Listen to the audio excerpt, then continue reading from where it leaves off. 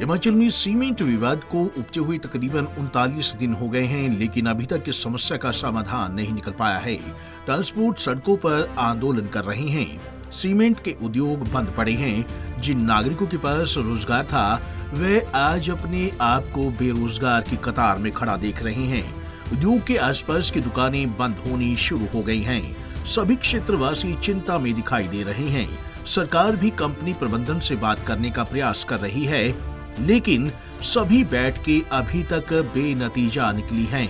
ऐसे में अब हिमाचल ट्रांसपोर्ट यूनियन के प्रदेश अध्यक्ष नरेश गुप्ता ने सांसद अनुराग ठाकुर और सुरेश कश्यप पर इस विवाद को लेकर काफी तीखे तंज कसे। उन्होंने कहा कि उन्हें आगे आकर इस विवाद का हल निकालना चाहिए था, लेकिन वे इस विवाद की आग पर हाथ सेकते नजर आ रहे हैं।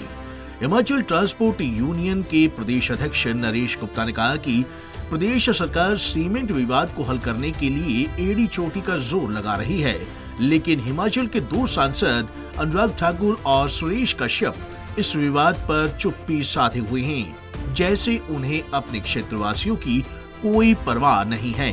उन्होंने कहा कि कुछ ही समय बाद लोकसभा के चुनाव होने वाले हैं, तो उन्हें इस खामोशी का उचित जवाब देंगे। उन्होंने कहा कि इस विवाद से क्षेत्र के सभी लोग प्रभावित हैं। ट्रांसपोर्टर्स गाड़ियों की किश्तें नहीं दे पा रहे हैं।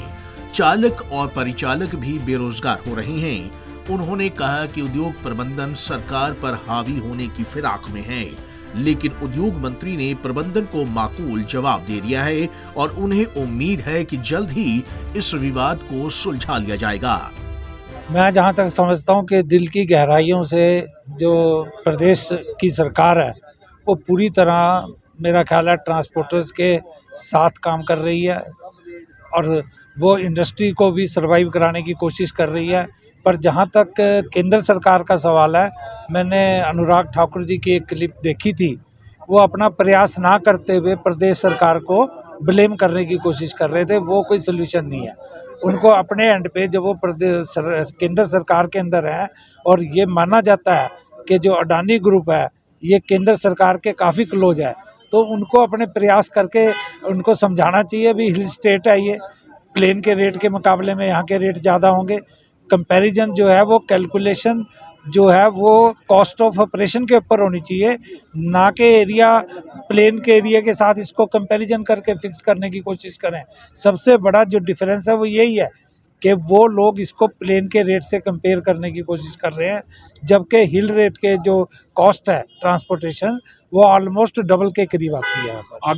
और ये आगामी जो 2024 में लोकसभा के चुनाव हो रहे हैं, अगर जिन्होंने कोई प्रयास नहीं किया तो इसके लिए तो इनको खमियाजा भुगतना ही पड़ेगा, इसमें दो राय नहीं है। इस वक्त ट्रांसपोर्टर्स बहुत बुरी पोजीशन से पास कर रहे हैं, क्योंकि अगर जो वो EMI नहीं देंगे, हमारे से बैंक के लोग भी मिल रहे हैं, कहते आप गवर्नमेंट से कहो भाई वो हमारे को मॉडिटोरियम पीरियड के लिए अलाउ करें, जबकि वो पॉसिबल नहीं है क्योंकि गवर्नमेंट इसके बीच में इंटरफियर नहीं कर सकती।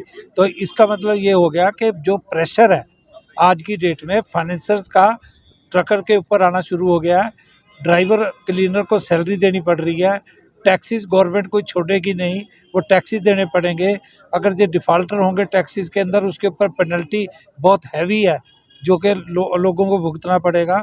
और इसी के साथ साथ जो है पारिवारिक जीवन हर एक व्यक्ति का उससे पूरी तरह डिस्टर्ब्ड है, क्योंकि 80% लोग ऐसे हैं जो कि पूर्ण रूप से इस ट्रांसपोर्ट के ऊपर ही अपना जीवन का निर्वाह करते हैं। पंजाब केसरी टीवी के लिए सोलन से कीर्ति कौशल की रिपोर्ट।